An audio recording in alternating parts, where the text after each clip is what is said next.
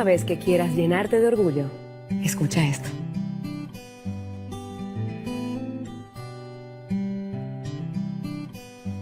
Yo soy isleña y vengo de Quisqueya, pero un buen amigo le dice la bella.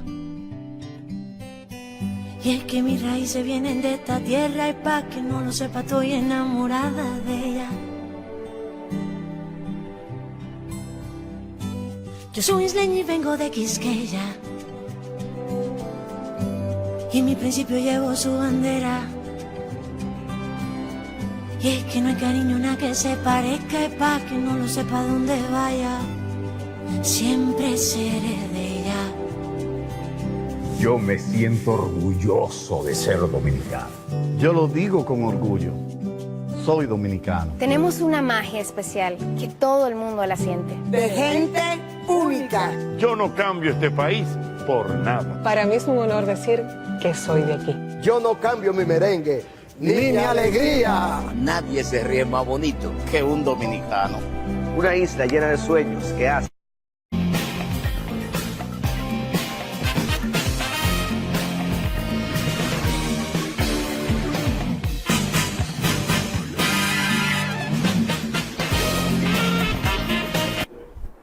Muy buenas noches, sean todos bienvenidos a este su espacio Apunte Semanal, una producción creada especialmente para usted que nos sintoniza cada viernes de 7 a 8 de la noche por la primera y la única Impacto Municipal.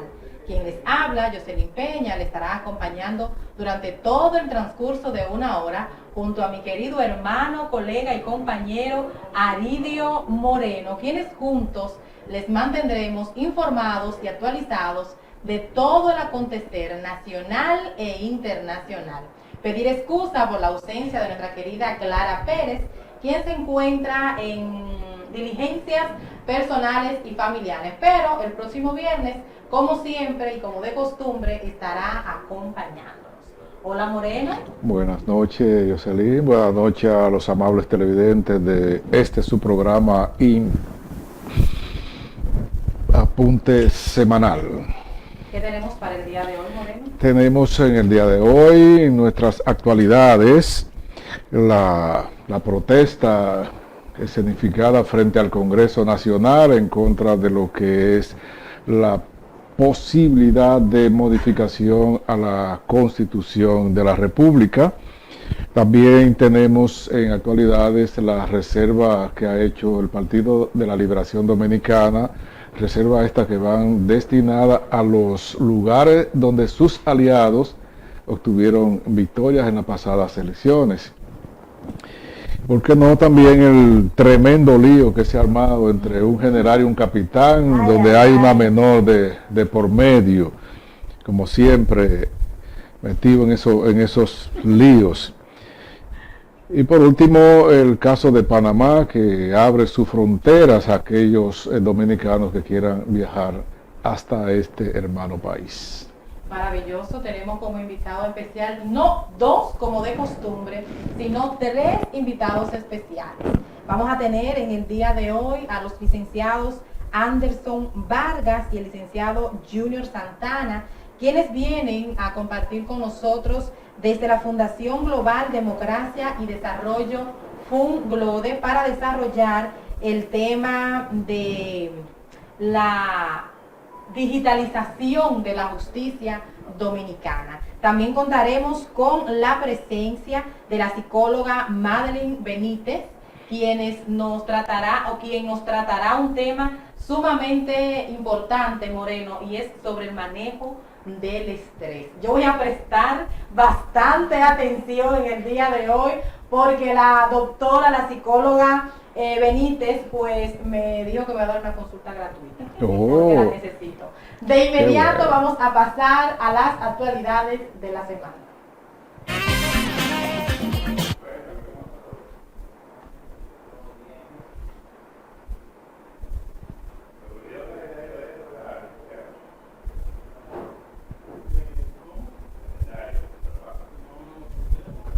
Sí, let me see.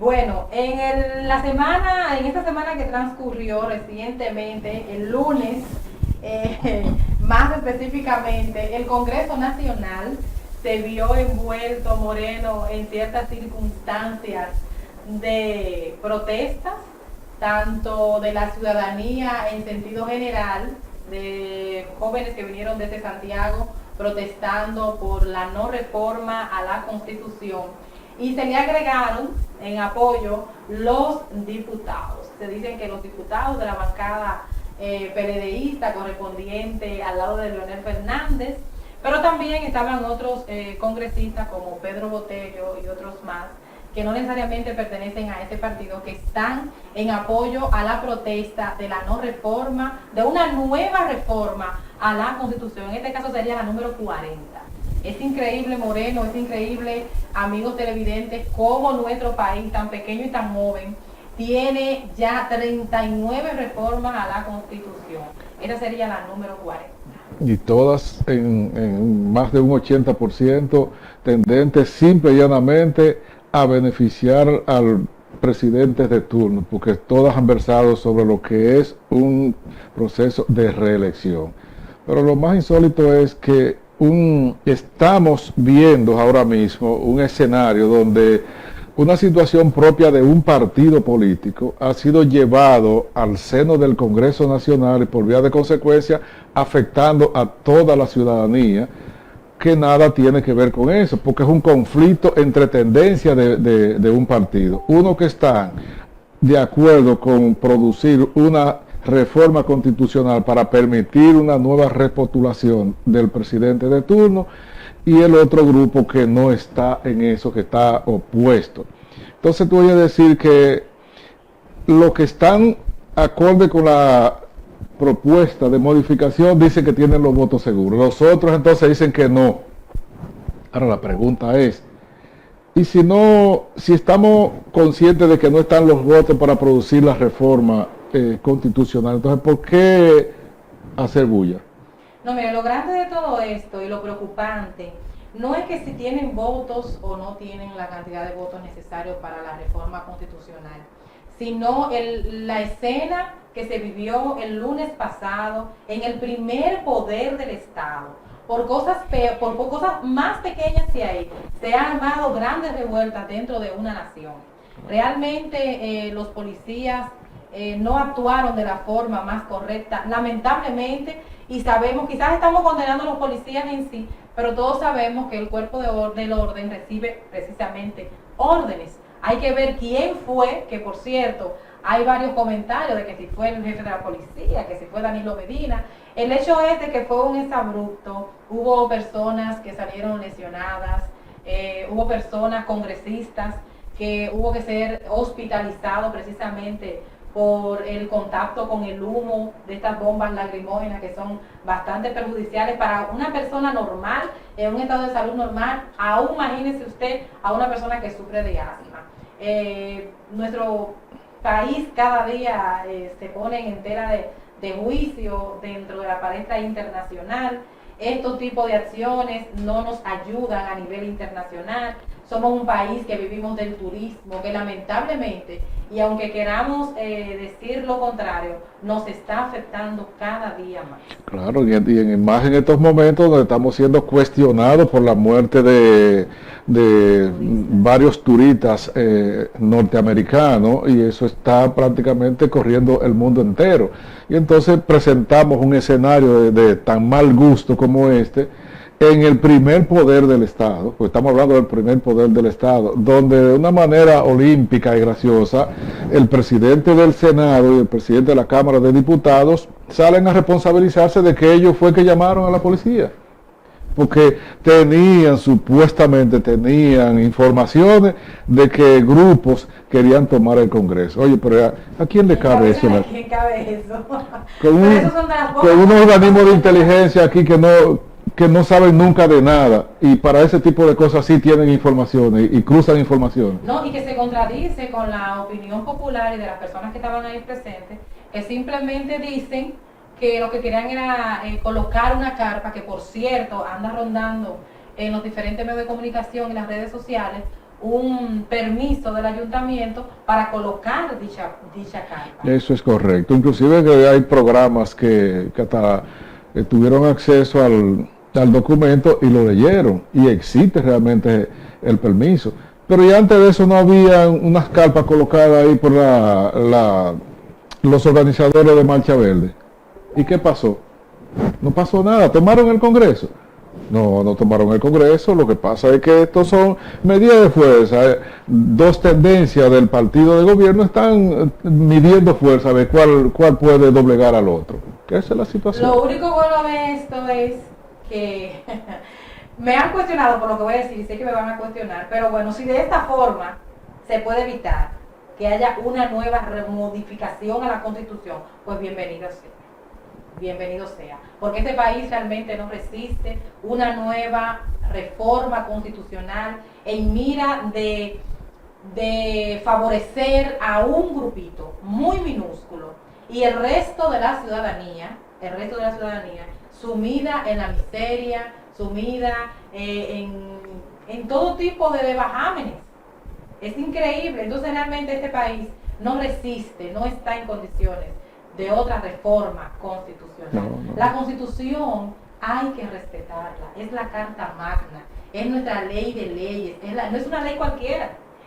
Las leyes resisten todo tipo de modificaciones, pero la Constitución no. Y hasta que nosotros no entendamos, hasta que no comprendamos que la Carta Magna es la ley suprema de una nación, de ahí se desprenden todos los derechos civiles, penales, todo el derecho, todo tipo de derechos se desprende de la Constitución. El ordenamiento del país. Eso es y no es porque que se esté ya en desacuerdo porque no se deba modificar, es el objetivo que se busca con la modificación, que es único y exclusivo en beneficio de un grupito.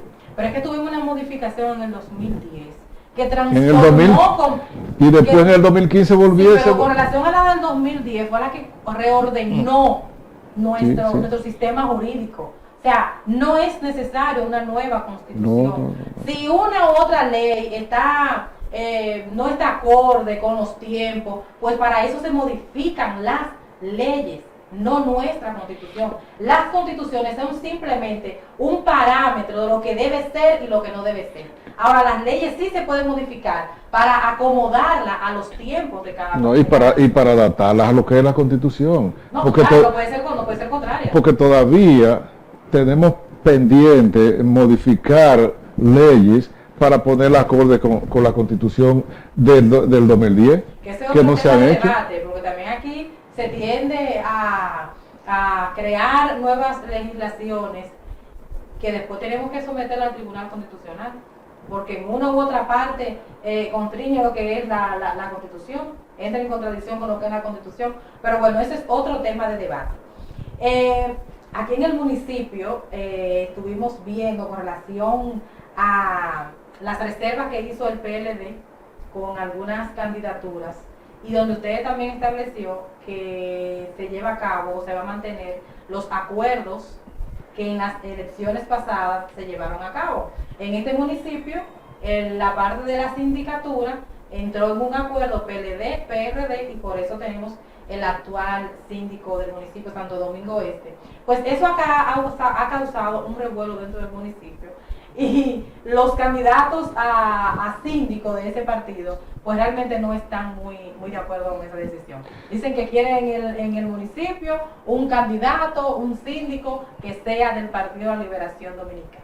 Ya. Vamos a ver qué va a pasar con vale eso. Decir que la militancia del partido de gobierno en el municipio está en rebeldía, no quiere apoyar la alianza que hicieron en las elecciones pasadas.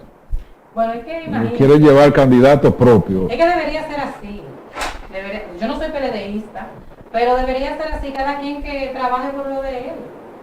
Además, pero debería ser así aquí o en todo. No, en todo el país, pero nos estamos refiriendo al municipio porque pertenecemos al municipio de Santo Domingo Este. Pero bueno, eso no son temas de nosotros, ¿no? Pero ninguno de los somos políticos.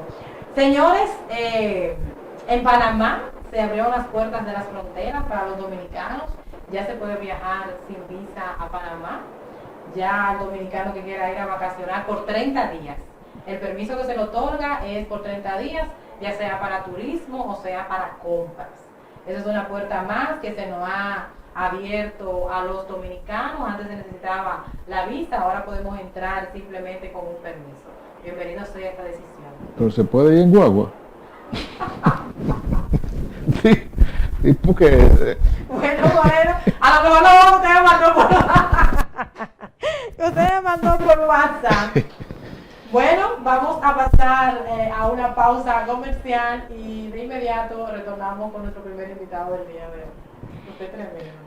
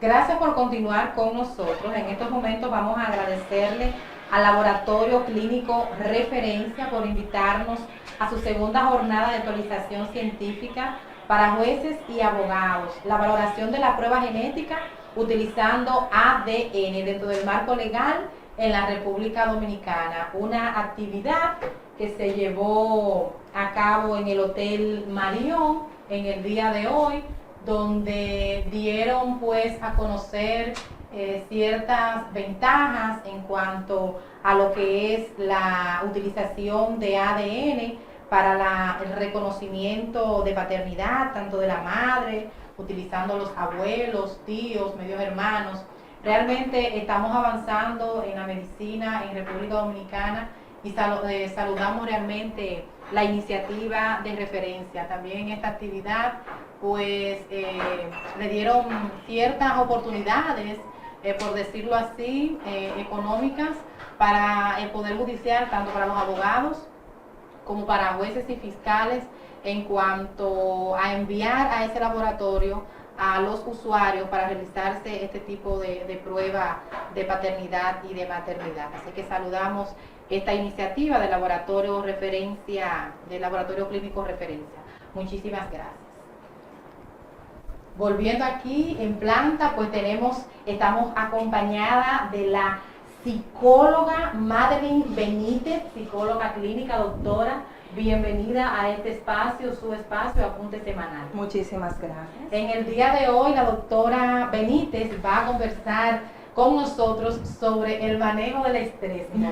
Wow. Usted que sufre de estrés, yo no sufro de estrés, pero usted se le nota. Yo no sufro mucho de estrés, el país que está estresado ahora mismo. Hay una condición general, Sí, realmente en el país, doctora, se está viviendo una situación de tensión en todos los ámbitos sociales, políticos, económicos, y creo que esto afecta realmente en el ánimo de cada uno de los seres humanos, los ciudadanos, principalmente nosotros los dominicanos, que regularmente nos caracterizamos por la alegría y todo eso, y me imagino que el estrés también se manifiesta de esa misma manera, pero al contrario. Cuéntenos de eso, doctor. Correcto, realmente es incluso algo que hemos comentado, donde yo laboro, y la parte de cómo uno sale a la calle y uno nota esa tensión, que si está en el transporte público y hay como una molestia generalizada al momento de conducir por las calles, el mismo tema del calor, muchas personas hacen referencia,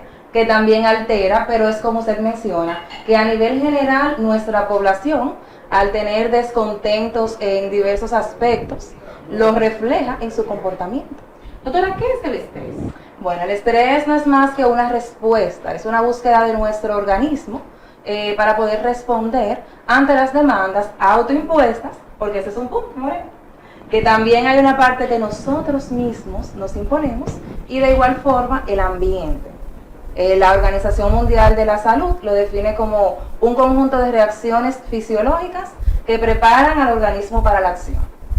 Es decir, que es mi cuerpo buscando la manera de responder ante la situación en que se presenta. ¿Es como un mecanismo de defensa? Realmente sí, es uno de los mecanismos de defensa más primitivos del ser humano. Eso viene como ahí en ADN, y de igual forma lo compartimos en común con los animales. O sea, que podría decirse que el estrés funciona parecido a los virus. Bueno, en cierto aspecto, pero es más a nivel de una defensa de nuestro sistema completo, y nos hacemos referencia y enfatizamos en que tiene la capacidad de afectar todo nuestro sistema, que esa es la particularidad, desde nuestro estado anímico hasta lo que es nuestra presión arterial, lo que es a nivel de las pulsaciones, lo que es la tensión muscular, que es una de las formas en que se refleja, ya sean las piernas, los hombros, la espalda, esos dolores y achaques frecuentes que muchas veces no encontramos la explicación. Y es quizás el tema del estrés que estamos manejando en nuestro día a día. Doctora, ¿es una enfermedad del estrés? No es una enfermedad. Exacto, no es una enfermedad per se, porque como le mencionaba, es un mecanismo nuestro y que hasta cierto punto es hasta positivo. El tema está en el nivel. Dependiendo del nivel de estrés que estemos manejando, puede considerarse algo positivo o algo negativo.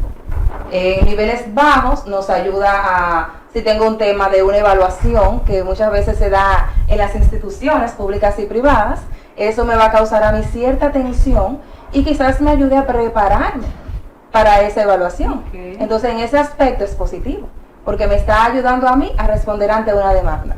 O sea, que el asunto aquí es saber manejar el estrés. Correctamente, poderlo manejar de una forma que no llegue ya a un estrés crónico, que es donde sí podemos considerar, que está afectando mi organismo, porque mantener esa tensión, ese sistema alerta, va a devengar en condiciones de salud como hipertensión arterial, problemas de ansiedad y hasta depresión, situaciones con diabetes, la alimentación, el sueño.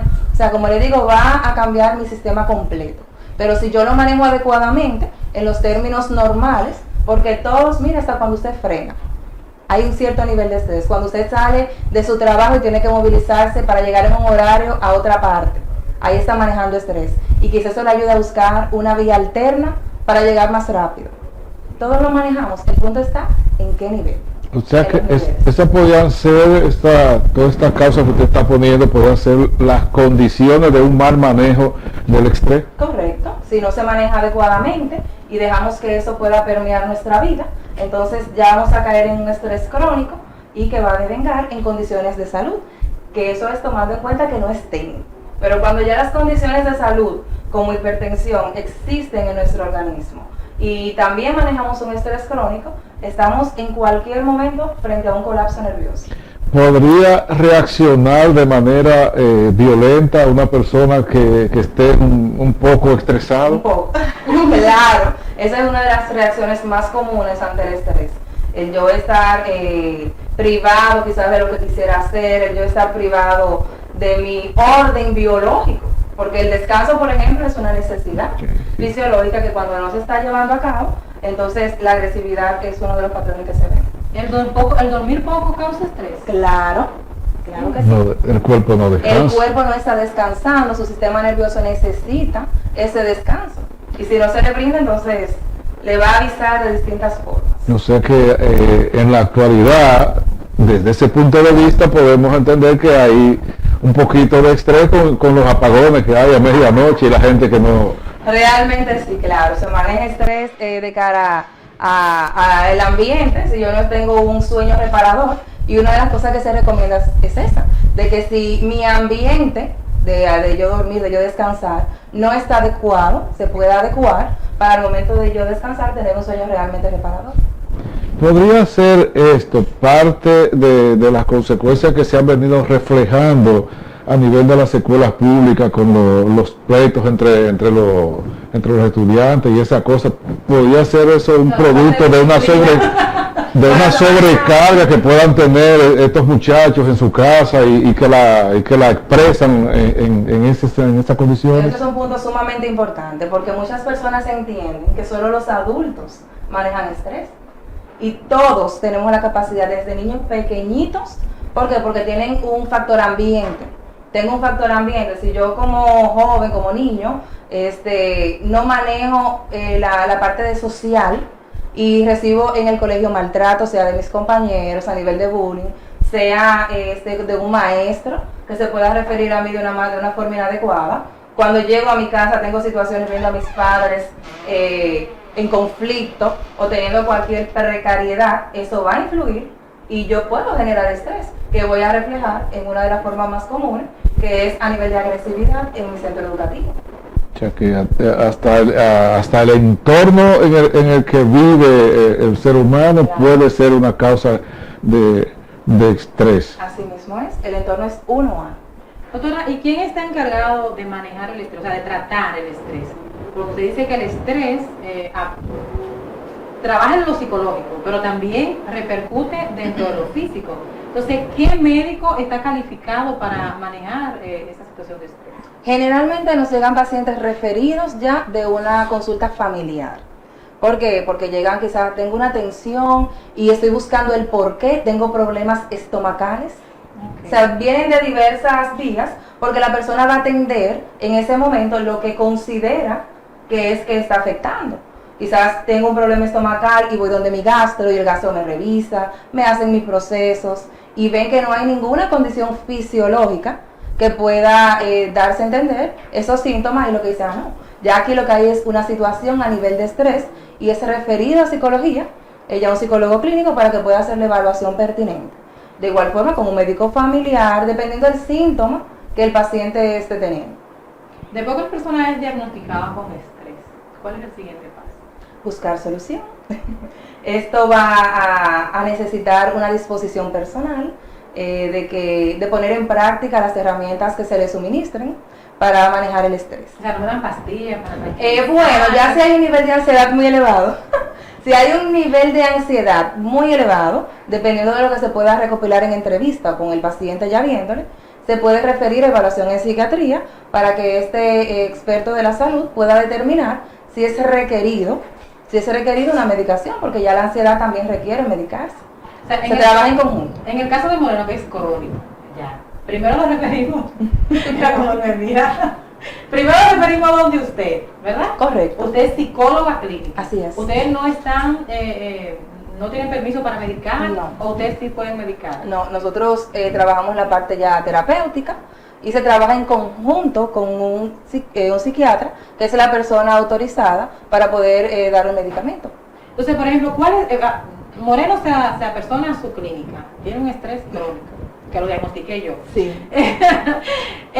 ¿Qué tipo de tratamiento, no medicamentos, sino de terapia, le pueden suministrar regularmente? ¿Cuáles son los ejercicios? Okay. ¿O qué tipo de terapia ustedes le recomiendan? Sí, siempre se trabaja la parte cognitiva, la parte de que el paciente... ¿Por qué se come eso, doctora? abogado que somos. Siempre se trabaja la parte cognitiva en el sentido de poderle dar a entender a las personas que requiere es la psicoeducación. Yo trabajo con usted y explicarle cuál es la situación, acorde a lo que recopilamos de su día a día. Lo primero que yo le digo es descríbame su día, qué usted hace en su semana y los fines de semana. Entonces, a partir de ahí podemos trabajar con cuáles son las modificaciones para reducir los estresores que usted tiene.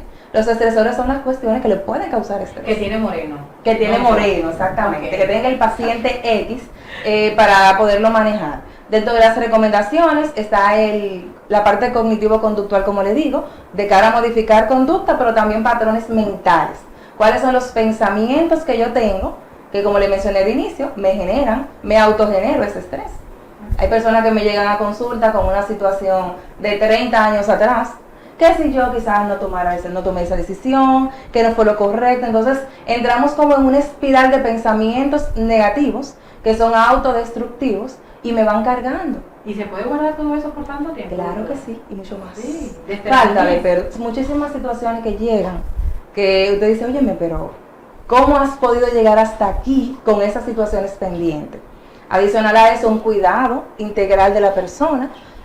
¿Cómo te cuidas a ti mismo? Durmiendo lo suficiente. Hay un periodo que cada quien requiere. Hay una media de 8 horas, pero hay personas que, acorde a las exigencias de su día a día, pueden requerir más o menos tiempo, pero mínimo 4 horas consecutivas para alcanzar la etapa del sueño más elevada, donde yo voy a tener un descanso real.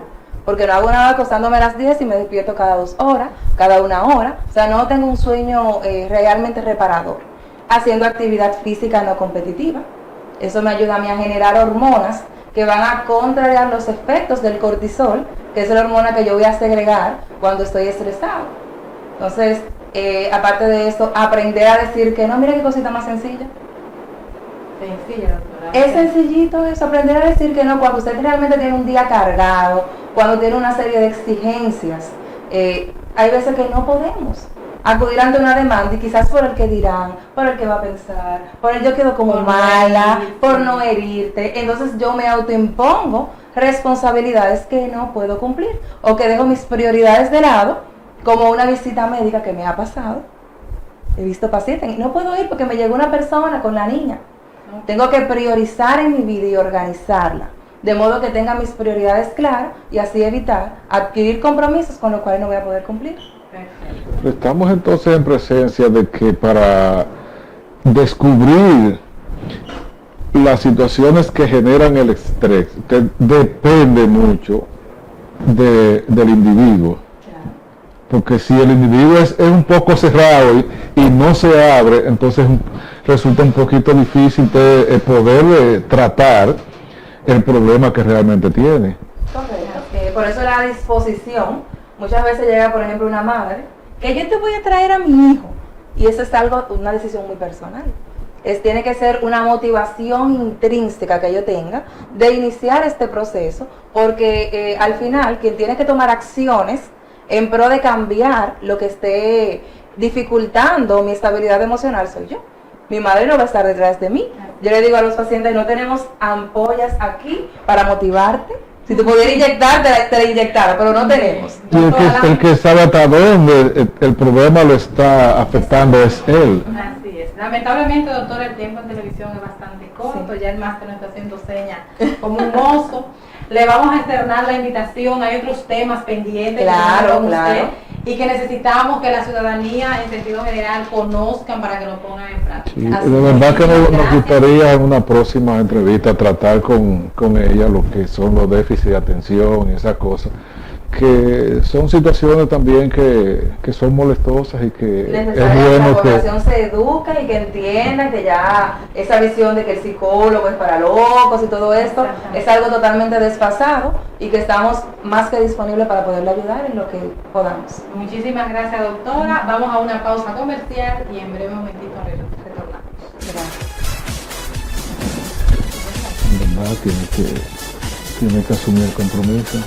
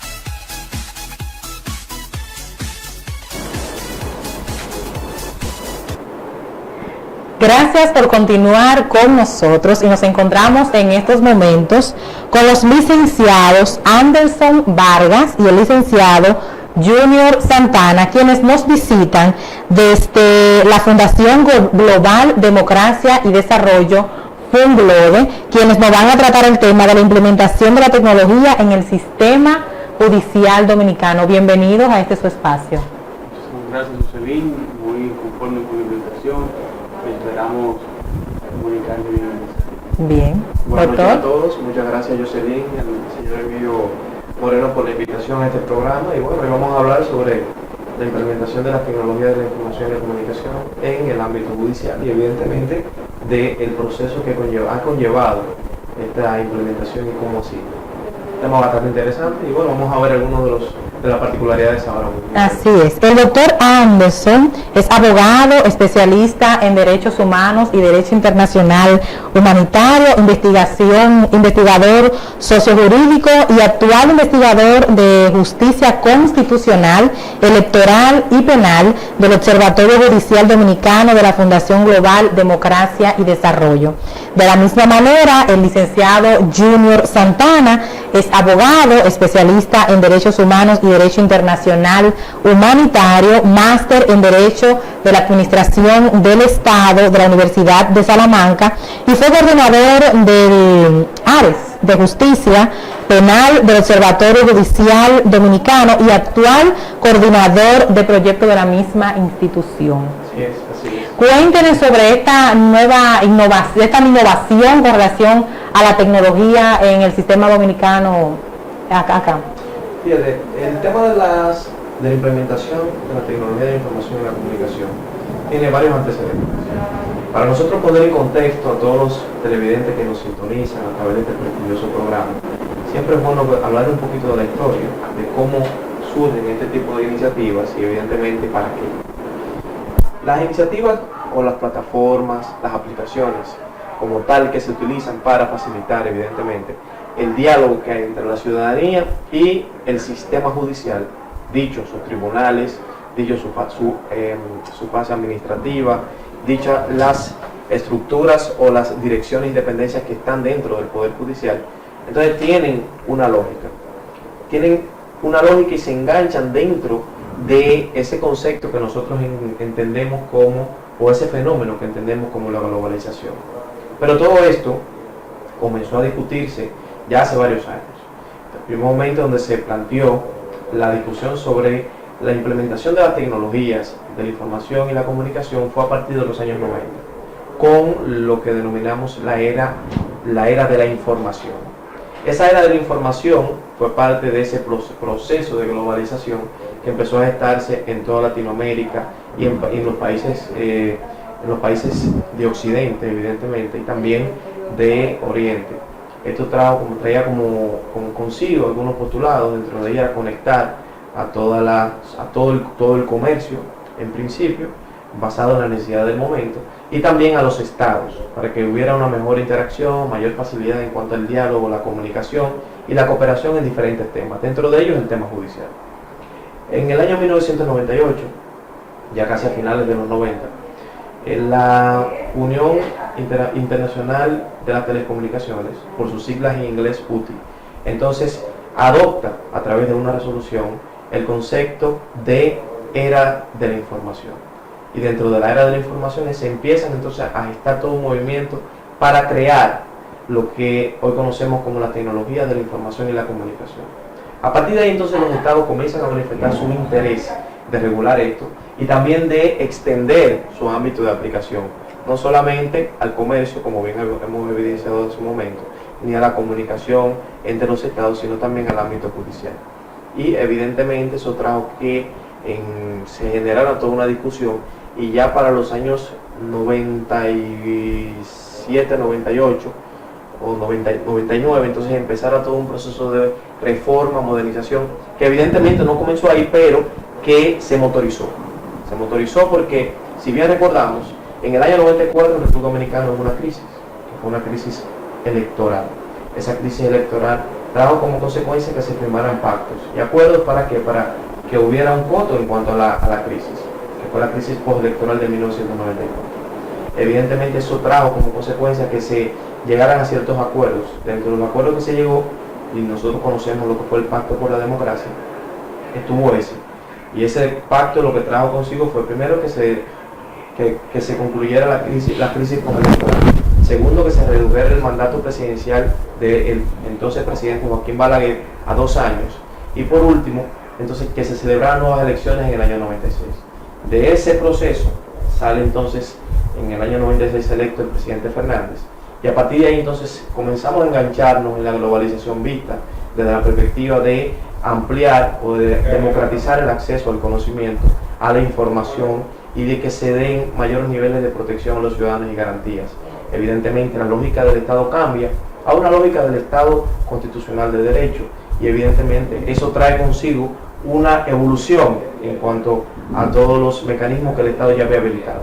Santana, disculpa, ¿en qué etapa estamos de la digitalización de la justicia actualmente aquí en República Dominicana? Y si existen los mecanismos necesarios para llegar a esa etapa que anhelamos. Fíjate, la digitalización es una etapa, es una de las tantas etapas que tiene el desarrollo o la implementación de las TIC. En el año 1997, o 98, ya con la nueva Suprema Corte de Justicia instaurada, la Suprema Corte de Justicia del magistrado Subero, de la administración de Subero. Entonces ahí empieza ya todo un proceso de digitalización de las documentaciones de carácter público, de las decisiones judiciales, de las estadísticas, de los informes y evidentemente de los casos.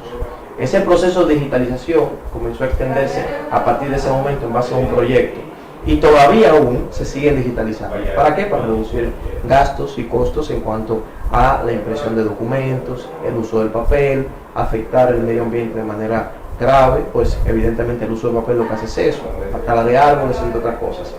Pero ese proceso de digitalización, como usted bien menciona, o de modernización, que nosotros a lo que apostamos es a la modernización y la digitalización está dentro de lo que es la modernización, viene a motorizarse a partir del año 1997 con la Comisión Nacional de Apoyo a la Reforma Judicial y en el año 99 entonces con el comisionado, con la creación del comisionado. Todo esto tiene un avance importante y usted me pregunta ¿en cuál etapa estamos? Estamos en la cuarta etapa. En la cuarta etapa de la era industrial y evidentemente eso va lanzándonos hacia lo que se llama la quinta etapa, que vendría siendo la quinta etapa de la revolución industrial y evidentemente de la digitalización. Vamos hacia ese estadio, pero cuando analizamos la posición que ocupa la República Dominicana en los diferentes índices en donde se mide el uso de la tecnología de la comunicación y la información, vemos que cuando se observan el último índice que publicó la Unión Internacional de la Telecomunicaciones, la UTI, del año 2018, República Dominicana ocupaba la posición número 100. Esto quiere decir que de 176 países estamos por debajo de la media dentro de los países que utilizan la tecnología de la información y la comunicación. En términos numéricos, se lo explico de la siguiente manera. 3.900 millones de personas usan la tecnología de la información y la comunicación. De esos, el 60% tiene internet en su casa. Y República Dominicana se encuentra menos del 50% en cuanto a ese nivel de desarrollo. Pero en ese mismo sentido, ¿cuáles son los parámetros para tomar esas medidas? Porque, por ejemplo, nosotros pertenecemos a una provincia, la provincia de Santo Domingo, y trabajando en el interior del país podemos palpar las necesidades que existen dentro de nuestros diferentes tribunales. Todo ese avance que está reflejado dentro de esas estadísticas, ¿dónde ustedes se centran para medirla? Aquí en Santo Domingo, a nivel nacional, porque por ejemplo aquí en la provincia de Santo Domingo, municipio de Santo Domingo Este, tenemos mucho que avanzar. Claro. Tenemos muchas necesidades y muchas precariedades dentro de nuestro Palacio de Justicia. Entonces me imagino que nosotros no estamos dentro de esas estadísticas. ¿Cuál es el parámetro que tienen ustedes para tomar esas medidas? ¿Cómo lo hacen? Porque una pregunta bastante interesante, Jocelyn, que usted nos hace. y bien como mencionó Junior, del índice de los servicios judiciales en línea elaborado por el Centro de Justicia de las Américas, CEJA, que vuelve a decir que es un órgano de la Organización de los Estados Americanos que siempre está atento y preocupante por la situación de lo que sucede en Latinoamérica y en el Caribe, en sentido general en la región. Pues en República Dominicana también tenemos unos índices, que son los índices de gobierno electrónico e implementación del gobierno de las TIC en el Estado Dominicano. Pues estos entonces miden unos pilares. A través de esos pilares, pues entonces podemos ver cuál es la situación y de ahí entonces abordar el problema. Uno de ellos es la implementación de las TIC. De manera resumida, le menciono que la implementación de las TIC se refiere entonces a cómo están siendo utilizados tanto los recursos humanos como las tecnologías en el Estado. Pues bien, otro de ellos es el del gobierno abierto y participación. Entonces es muy importante que eso ustedes... Esos son los indicadores. De los indicadores, sí. Entonces eso menciona de cómo está participando la ciudadanía en la gobernanza de la administración, que lo cual también resulta bastante relevante porque entonces el ciudadano, que es a quien va dirigido el servicio, o entonces puede apreciar cómo va la situación, si de manera negativa o de manera positiva. También tenemos lo que son los servicios judiciales y su implementación de la tecnología. Por ejemplo, tenemos el caso de la Procuraduría General de la República, que sabemos que ya podemos solicitar certificaciones de antecedentes penales por ahí. Pues bien, ahí tenemos una situación y deberíamos tener, ya que usted menciona el enfoque Santo Domingo Este, tener uno de esos centros ahí donde pueden entonces el ciudadano de manera directa, sin tener que ir a un sitio de internet que siempre están a las aceras de los palacios de justicia. Una situación que entendemos que es un poquito grave. Debería ser la misma institución que cubre la necesidad, porque así accedemos al servicio, y si tienen un costo también, pues nosotros se lo pagamos a ellos. Incluso podría ser a un costo más barato que vamos a un centro de internet. Podría cobrar una cantidad que tal vez consideramos que no es totalmente razonable. Pues entonces ahí la tecnología puede incidir, mayormente en este municipio, Santo Domingo Este, que se nota, ya como está mencionado, un gran problema. Entonces, otra de las situaciones que nos viene acogiando es el tema del presupuestario. El municipio de Santo Domingo Este, su Palacio de Justicia, ahí vemos que está en su primer piso las oficinas de los fiscales, y la más adelante arriba tenemos entonces los tribunales. Y ya en el tope, en el final, una pequeña casedica de la defensa pública. Entonces nosotros como ciudadanos decimos, pero wow, no deberíamos tener ese tipo de infraestructura, deberíamos tener algo más. Vemos que cómo va chocando la persona. Se quedó en lo lindo. Exactamente. Usted se quedó en lo bonito. Usted sabe, después vamos a hablar sobre el tema más adelante. Pero esas son de las dificultades que venía afrontando nuestro Palacio de Justicia aquí en Santo Domingo Oeste. Así que nosotros le hacemos también como ciudadanos, primero, es nuestro derecho de exigir una mejor calidad en la contraadministración de justicia. Luego como abogados de que tenemos que hacerlo. Pues otro de los asuntos que seguimos mencionando, para no tanto desviarnos del tema, pues es de cómo estas inciden las tecnologías de la información y la comunicación en lo que es la administración de la justicia. Pues vemos cómo estaban calando de una manera positiva. Hay que hacerle referencia a lo que son esos índices. A partir del 2013 fue que inició, entonces nuestro último fue en 2018. ¿Ese es el índice de? El que mencionamos a Jocelyn, el índice del gobierno electrónico en el Estado Dominicano. Es el que realiza Indotel conjuntamente con otras entidades. Ahí también está el índice de la OPTIC, que es otro que se realiza, y el índice de servicio judicial en línea que bien mencionaba Anderson hace un momento, del cual yo le voy a hablar un poquito más adelante, pero vamos a seguir con el tema los índices que elabora República Dominicana fue hecho por la Oficina Presidencial de Tecnología de la Comunicación, que conocemos como OPTIC. Pues entonces esta mide estos 4 pilares que le mencionamos anteriormente. Entonces a partir de ahí podemos deducir situaciones de lo que está sucediendo. Pues retornando el tema, el presupuesto que se le ha asignado tanto al Poder Judicial como a la Procuraduría General de la República. Históricamente el Poder Judicial no ha recibido el total de ellos. Para este año 2019 se solicitó 17.000 millones de pesos.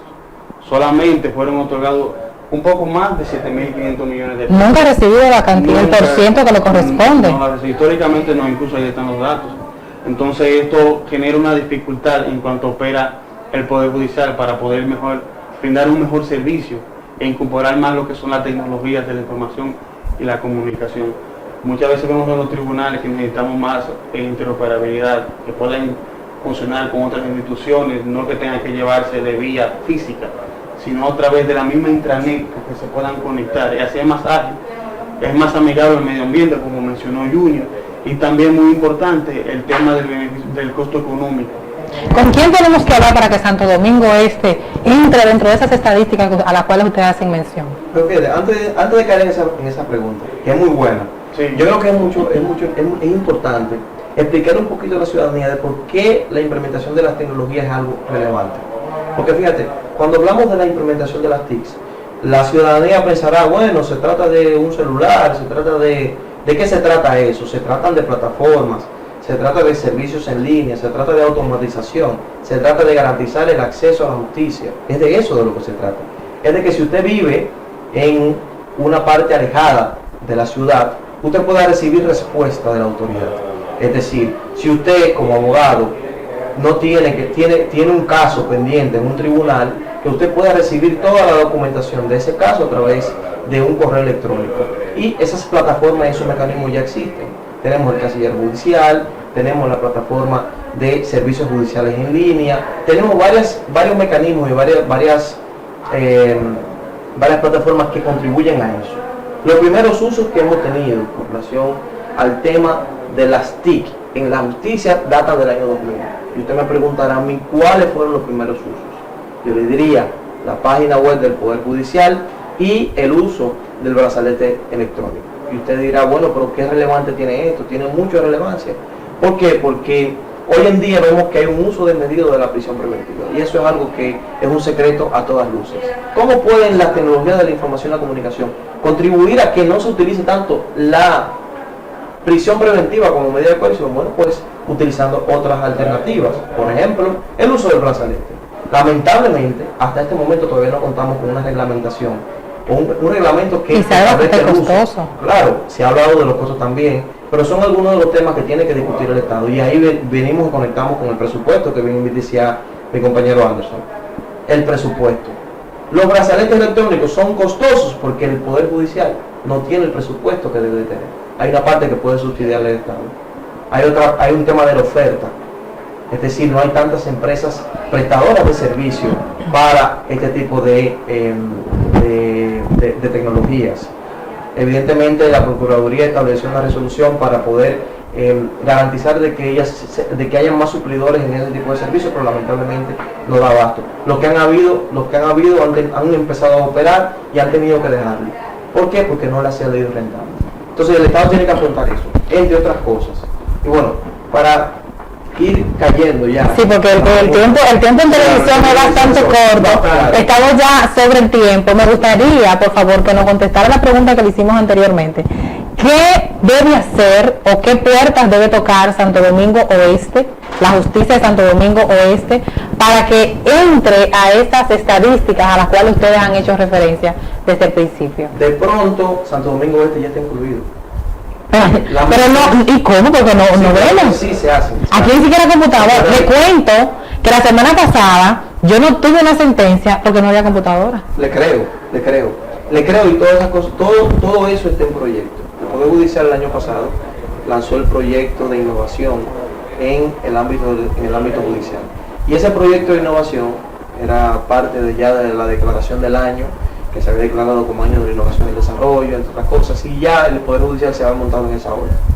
Se están invirtiendo recursos en el ámbito judicial, en el ámbito de la implementación de las tecnologías. Es algo paulatino, no es de golpe. Evidentemente hay una necesidad de recursos, como bien evidenciaba Anderson. El año pasado se pidieron 17.000 millones de pesos, que equivale al 2.66% que establece la ley 194/04 de autonomía presupuestaria, y no se le dio. Es que en el caso de EPS no es un asunto de que yo pida, es que yo exija lo que por ley me corresponde. Debería ser así. Pero ¿quién lo otorga? Porque es la forma, es que aquí hablamos de independencia de los poderes, pero eso no existe realmente. Esa es una discusión importante, porque aquí, por ejemplo, cuando vemos la ley de presupuesto, vemos que quien elabora el presupuesto es una dependencia del Poder Ejecutivo. Entonces, eso de alguna forma cerciona, aunque tiene autonomía, cerciona un poquito o limita la independencia que tiene el poder Judicial. Evidentemente, esa independencia es real, pero cuando hablamos de la independencia tenemos que tocar la independencia en todos los sentidos. Hay una independencia que es económica y evidentemente se toca cuando el presupuesto no se da o no se otorga en las dimensiones que se establece, entonces se toca o se lacera esa independencia. Y también afecta de alguna manera la logística que el Poder Judicial ha llevado a cabo o ha programado para el año próximo. Sí. Mira, no se puede negar los avances que ha habido en el sistema judicial. Y soy de lo que entiendo que si se le otorgara el presupuesto que por ley le corresponde, estuviéramos más avanzados. Es así. Pero es lo que te digo, aquí es un asunto de que en papel hablamos de 3 poderes, porque en términos de lo que es el presupuesto, al Congreso se le da lo que ellos piden porque son ellos los que aprueban.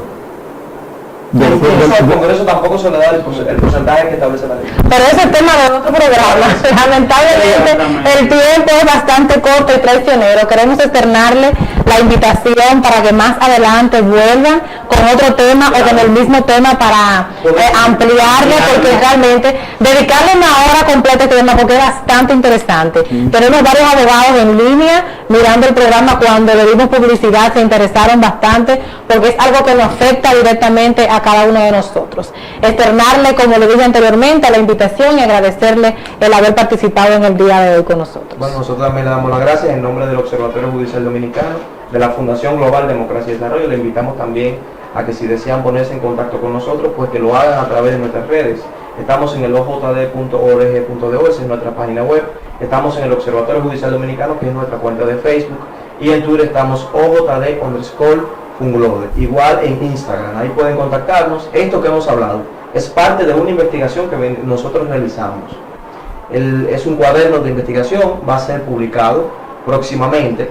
Evidentemente nosotros nos hemos quedado un poquito cortos al tratar de desarrollar todo el contenido porque es bastante extenso. Sí, lo sabemos. Hay muchos usos, muchas plataformas y también muchas aplicaciones que se han creado desde el punto de vista judicial, que contribuyen a todo, a la interacción y relación entre todos los órganos del sistema de justicia y también a la facilidad y la forma en cómo se facilitan la ejecución de decisiones, la evacuación de las decisiones y también esa interacción que se da entre todas esas instituciones, penitenciario, Ministerio Público, Suprema Corte de Justicia, tribunales de orden inferior, entre otros. O sea que es bastante amplio. Anderson, unas palabras finales para nuestra teleaudiencia. Pues bien, les exhortamos a todos los televidentes que se mantengan con el programa, pero también les decimos que se mantengan actualizados con el contenido del Observatorio Judicial Dominicano, porque créanme que es bastante interesante y de mucho provecho para la comunidad jurídica, pero sobre todo para el país.